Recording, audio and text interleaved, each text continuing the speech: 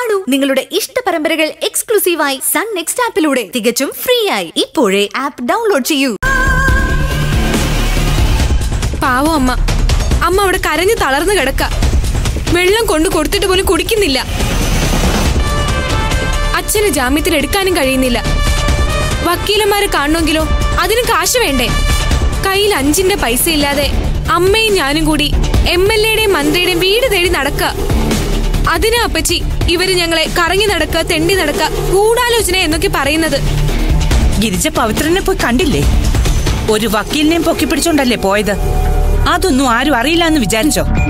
ഞാൻ ഗിരിജയെ വിളിക്കാൻ പറഞ്ഞത് എന്തിനാണെന്ന് നീ കേട്ടല്ലോ. അതിനുള്ള സമാധാനം നീ ആദ്യം പറ, പിന്നെ മതി കുറ്റപ്പെടുത്തലും വിചാരണയും ഒക്കെ. പോയി വിളിച്ചോണ്ട് വാ. അതോ ഇനി ഞാൻ അവിടെ അന്തപുരത്തിലേക്ക് എഴുന്നള്ളണോ? വേണ്ട അപ്പച്ചി, ഞാൻ വിളിച്ചോളാം. പറയുമ്പോ അപ്പച്ചിക്ക് അച്ഛനോട് വലിയ സ്നേഹ. എന്നിട്ട് അച്ഛനെ പുറത്തിറക്കാൻ ചെറുവിരൽ അനക്കിയോ? വക്കീലുമായിട്ട് അമ്മ ഒന്ന് പോയി ശ്രമിച്ചതാണോ ഇപ്പൊ വലിയൊരു കുറ്റം?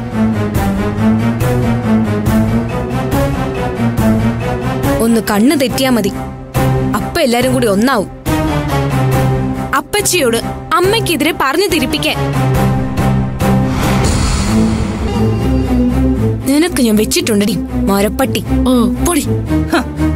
എനിക്കൊട്ടും അറിയത്തില്ലല്ലോ ഗിരിജയുടെ സ്വഭാവം. ഏട്ടത്തി പവിത്രനെ അന്വേഷിച്ച് പോയില്ലെന്നുള്ളതാണോ നീ കണ്ട തെറ്റ്? എങ്ങനെ അന്വേഷിച്ചു പോകും? അമ്മാതിരി ചെയ്തല്ലേ നിന്റെ അച്ഛൻ ചെയ്തത്.